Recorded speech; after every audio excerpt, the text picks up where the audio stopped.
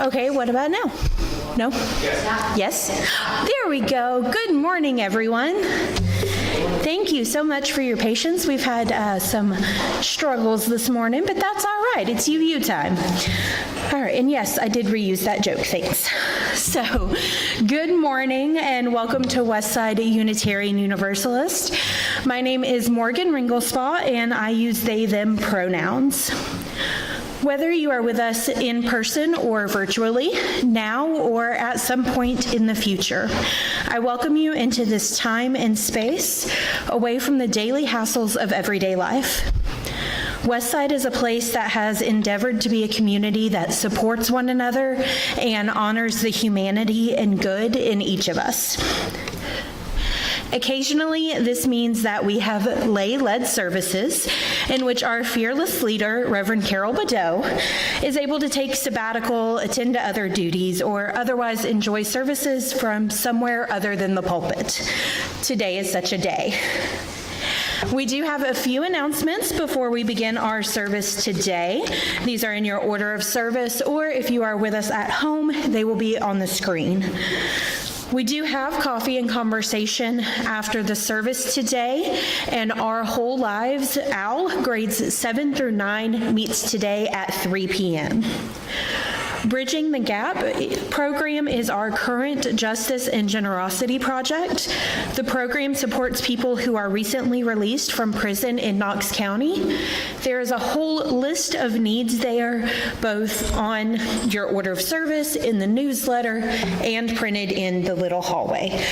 So please check that out. If you have any questions, you can contact Elizabeth Corbett, membership@westsideuuc.org for any questions, comments, concerns, what have you. Many of us have also been wondering how we can help out with the earthquake relief efforts in Turkey and Syria. The Unitarian Universalist Service Committee is encouraging us to consider donating to the Global Fund for Human Rights. Their earthquake response, where 100% of donations will be distributed to local civil society groups on the ground and the White Helmets, supporting the earthquake response in Syria. We do have our second Monday lunch coming up, March 13th at 11:30 at Cheddar's Scratch Kitchen. If you are planning to attend, please contact Judy Burgett or Diane Gray to let them know. Their contact information is in the directory.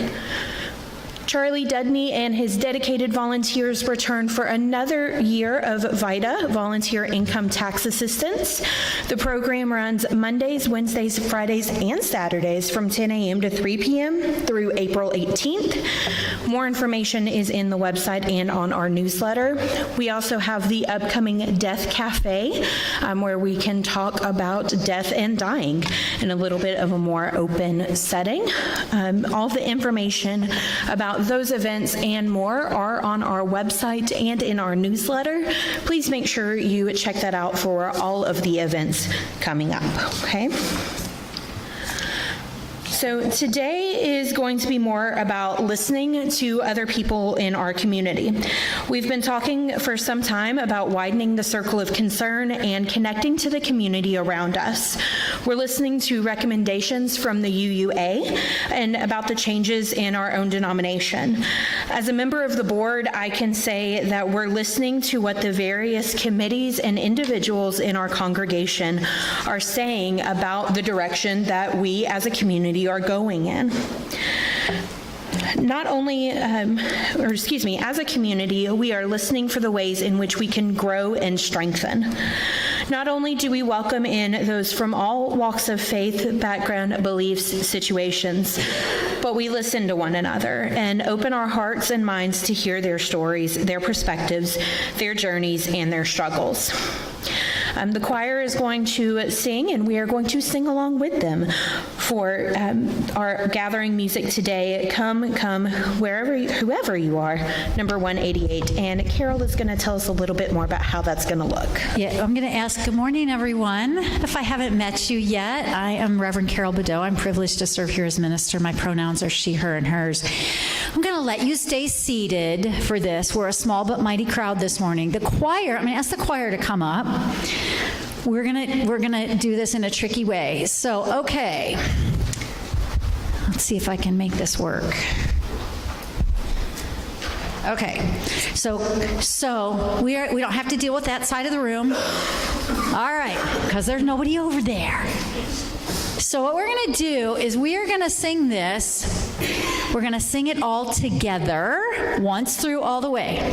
And then we're going to sing it as a round. So the people in this, I saw those faces. Oh, you can do it. You can do it. The people on this side are going to start with these singers leading, and the people over here in this bank, you're going to be coming in second. So what we're going to do is we're going to sing it all the way through once, and then you guys will start the round, and you guys will follow the round, and I'll wave my arms a lot to help you all, okay? Sandra, what's our starting note? Okay, come. 1, 2, 3, ready, now go. Come, come, whoever you are, wanderer, worshiper, lover of leaving. Ours is no caravan of despair. Come, yeah. Let's do it all together again, one more time. Come, come, whoever you are, wanderer, worshiper, lover of leaving. Ours is no caravan of despair. Come, yeah. Okay, now be brave, this group. Come, come, whoever you are. Come, come, whoever you are. Wanderer, then of keep going. Come yet again. Come, come, whoever you are. Come, come, whoever you are. Wanderer, worshiper, lover of earth. Come yet again, come yet again, come. Listen to you all. You did that awesome. Go ahead.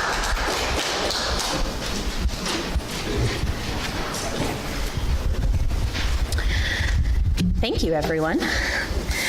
Another one of our traditions here at Westside is to sound the Tibetan singing bowl as a way to call ourselves into this moment together, into this space of community, this time for reflection, and to listen for the calls for reception and growth. So.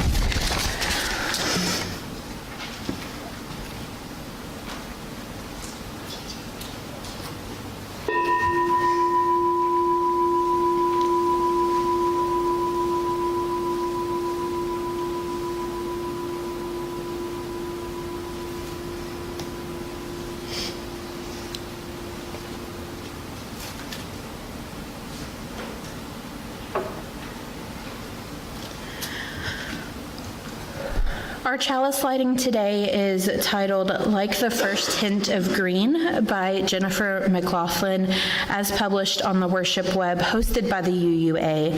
And I've asked Ellen to light our chalice for us today. A field of golden daffodil blossoms as the first hint of green begins to peek through the barren ground. as that little sprig grows into a healthy stem, and that stem grows into a stalk and forms a bud, as that bud slowly opens with each new day to form a yellow daffodil, let us be like that first hint of green, renewed by the warmth of the sun's rays and ready to emerge with a new energy, ready to face the day. We light this chalice to bring a glimmer of that warmth into our space. We do have another round of congregational singing this morning. The choir will lead us again. This will be number 389, Gathered Here. Okay, we're doing it the same. You all got to practice the first time. This one's harder. Okay? But we're doing it the same way. This one, we're gonna sing it through twice. We'll do it twice, all the way through, so that you get a chance to hear what it sounds like and get a hold of it. And then you're going to be brave but mighty, and we're going to sing it twice as a round. Okay? All right. Can we have that first note, Sandra, please? 1, 2, ready, go. Gathered here in the mystery of the hour. Gathered here in one strong body. Gathered here in the struggle and the power. Spirit drawn together again. Gathered here in the mystery of the hour. Gathered here in one strong body. Gathered here in the struggle and the power. Spirit. Okay, you guys are first. Gathered here in the mystery of the hour. Gathered here in the mystery of the hour. Gathered here in the struggle and the power. Spirit draw near. Keep going. Gathered here in the mystery of the hour. Gathered here in the mystery of the hour. Gathered here in one strong body. Spirit draw near. Spirit draw near. Beautiful. I would just like to make, you guys can sit down, but I would just like to say, let us notice from that, it doesn't take a huge number of people, and it doesn't take previous skill or experience necessarily. It doesn't even take having to actually like the song you're singing, because I saw some of those faces, like, oh my gosh, she's gonna make us do this. You can actually make incredible harmonies and music. You all sounded amazing with just a little bit of courage and a little bit of willingness, and just enough support and cheerleading to make a difference, to give you that extra push to do it. Small groups can make enormous impacts and make beautiful music without a whole heck of a lot of training or practice. So good on you all for doing that. Thank you. Thanks, Carol. So in the spirit of listening, before we have our offering, I do have a reflection from Dr. Glenn Thomas Rideout that I would like to share with you today. It's a reflection on the song that Sandra will be playing for us in just a moment for our offering, and was originally published in the UUA's worship web. We will be singing it later on today as our closing hymn as well, instead of Blue Boat Home. So his biography is listed on the UUA's worship web as follows. Dr. Glenn Thomas Rideout is an artist, minister, teacher, lover, writer, gardener, and friend born in Baltimore to a big, beautiful Black family. He is director of worship arts ministries for the people of First Universalist Church of Minneapolis and teaches worship and liturgical design at Meadville Lombard Theological School. Okay. And this is, again, the reading published on the UUA on the song There Is More Love Somewhere, written by Dr. Glenn Thomas Rideout. Last summer at General Assembly, I walked out of the sanctuary we had made from the convention center space. As tired as I was, I returned more and more to my deeply introverted default of self, and I passed a woman who had stopped to talk to me. Many religious professionals who have led a morning worship service know this is where the work begins. She walked up to me and said, "Dr. Rideout." Because she had enough grace to remind me of my title, she gave me the opportunity to resume my church face and posture. She held my hands as if we had known each other for the longest time. She looked into my eyes and said, "You know what? I always sing that song. There is more love right here. There is more love right here. I'm going to keep on because I found it. There is more love right here." I don't understand why it is that we don't sing that here at GA. We've already found a community of love. And because she had enough compassion and grace to call me Dr. Rideout, she had given me enough time and opportunity to summon up a bit of stillness from the weary remnants of my churchman's posture. She looked into my eyes and spoke and sang to me with her own truth. She asked with genuine curiosity why it is that we don't all sing the words that she had come to know. I was compelled to respond to the woman I had just met with. "Thank you for trusting me with that question." And then I explained to her why I thought it was necessary, particularly with the music of people of color, that we enter and examine these songs with more curiosity than colonization. I thanked her and I explained that for those of us who live with the privilege of knowing love, it can be difficult to understand the perspective of one who lives without such a privilege. I explained that it can be difficult to understand the lived experience of those who have trouble finding the evidence of love in their immediate vicinity, in their church, in their neighborhood, in their city, in their nation, even in their planet.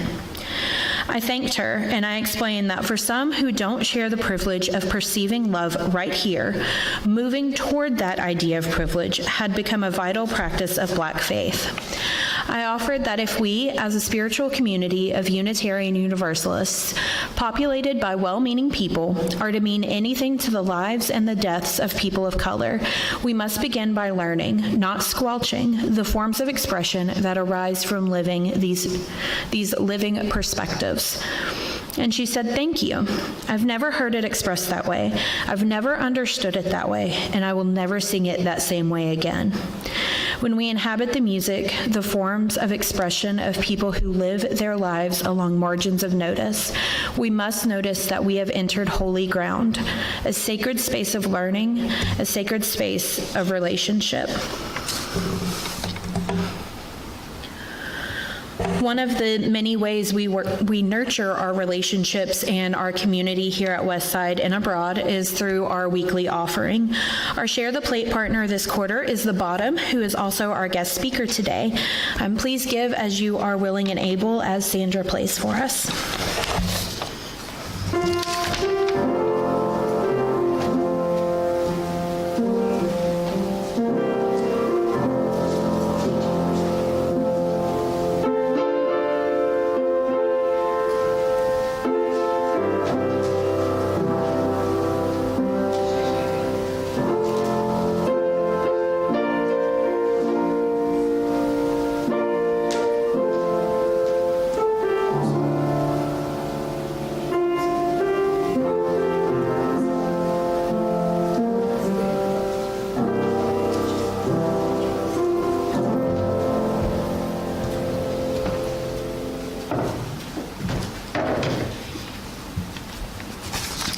This morning, as I said, we have a guest speaker here with us today, and in a moment, they're going to get up here and tell us a little bit more about The Bottom, which has been our Share the Plate partner for this quarter. So please welcome Khalil White.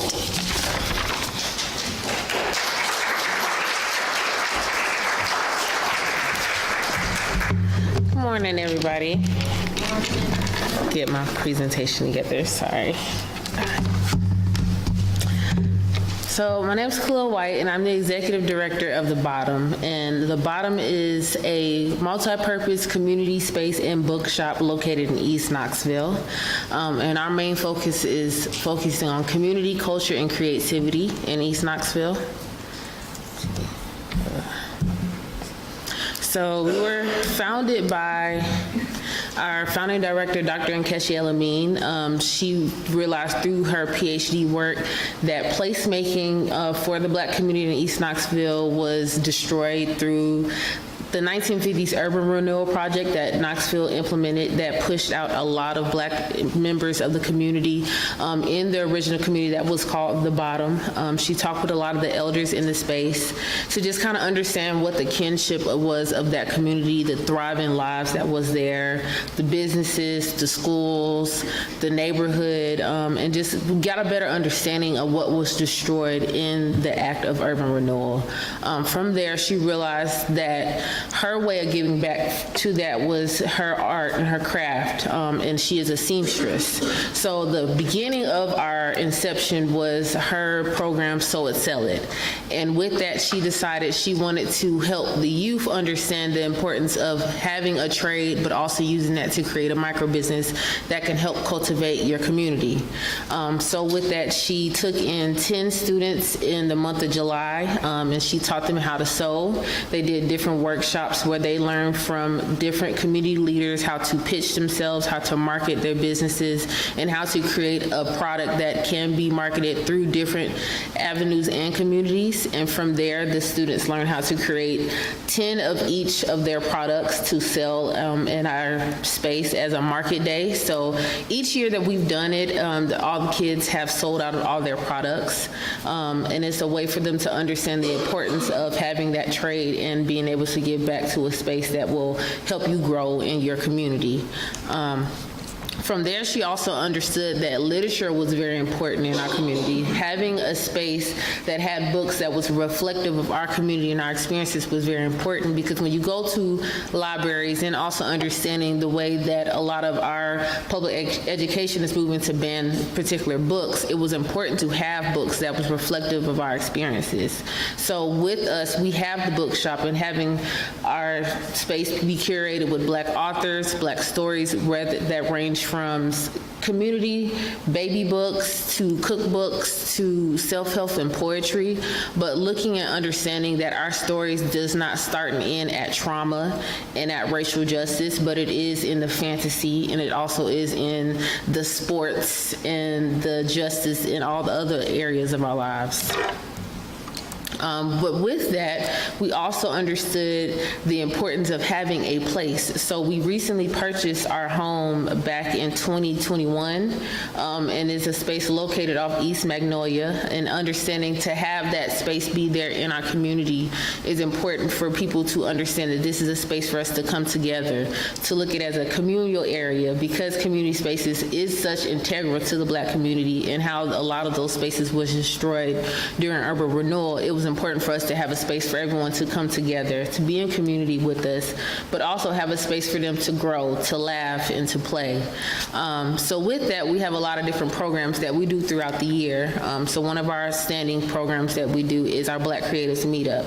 We realized that having a space to come together as creatives wasn't very welcoming in a lot of pockets of Knoxville creative areas here in community spaces.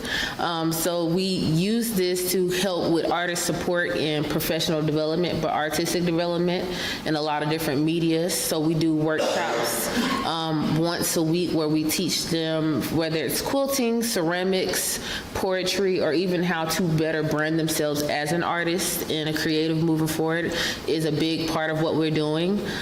So an extension of that Black Creatives Meetup is our ceramics workshop.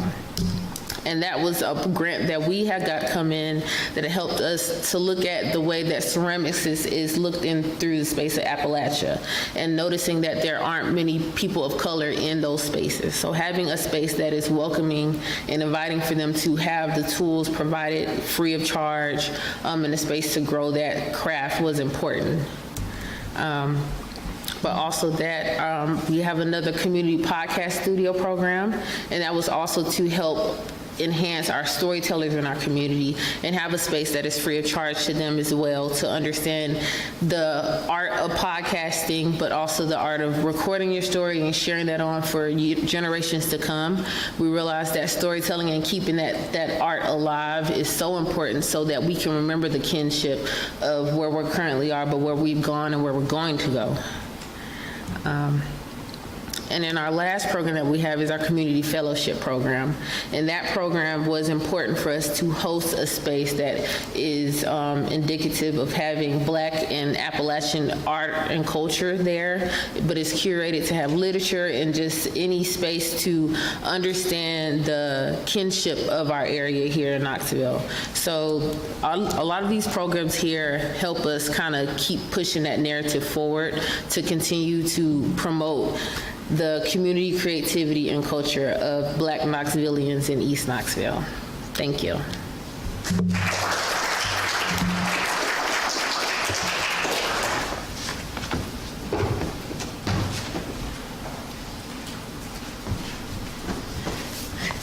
Thank you so much for sharing with us today. I think one of the things I was thinking of as she was sharing was thinking of how important it is that there are those spaces for them. And we have to recognize that historically those spaces weren't there. And in fact, they were systematically erased. And I think as we go into this next time of growth and opportunity for ourselves, we have to reflect on the things that happened in the past that weren't right, that weren't fair, and have those hard conversations like we have been to see how can we support and help nurture and help grow. Before we have our closing song today, which is actually going to be There's More Love Somewhere, I want to circle back to something from Dr. Rideout's reading that I read earlier. When we inhabit the music, the forms of expression of people who lived their lives along the margins of notice, we must notice that we have entered holy ground, a sacred space of learning, a sacred space of relationship.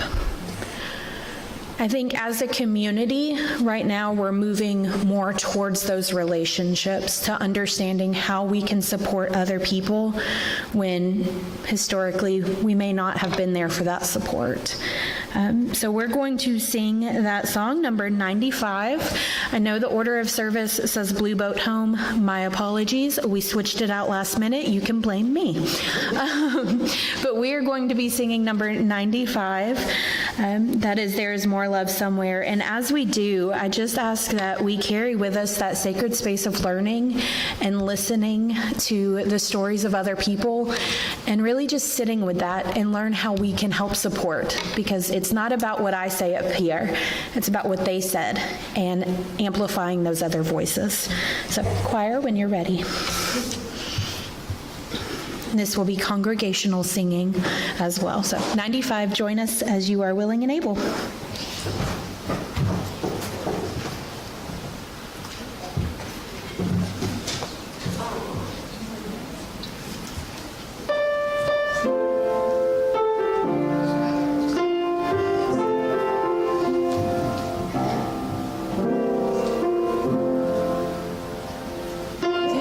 is more love.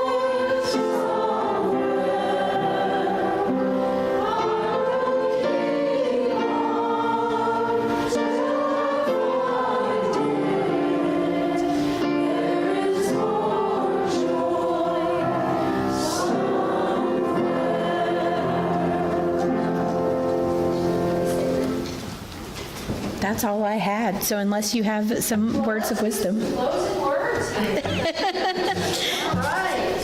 Hang on here. So everybody, if you want to, this is your opportunity to make a choice of independence, whether you would like to hold the hand of a neighbor or like to not hold the hand of a neighbor. In the times we are in, all are perfectly welcome. So, anybody feel like holding my hand? I feel like holding a hand. I want to hold a hand. But you are welcome to not hold a hand. Do not feel obliged. It is okay. That is totally okay. So, we don't always have practice with what we're doing. We don't always know that it's going to turn out well. We don't always know much of anything. Part of our job as members of communities is to listen, to be willing to hear new things, to try new things, to explore new things, to be surprised, to feel uncertain, to think that our voice sounds weird, to think that we don't really know the answer. But when we come together and we're willing to listen and be curious and try, and are grateful for voices that we haven't heard before, like we are today, thank you so much for coming and telling us about this amazing organization.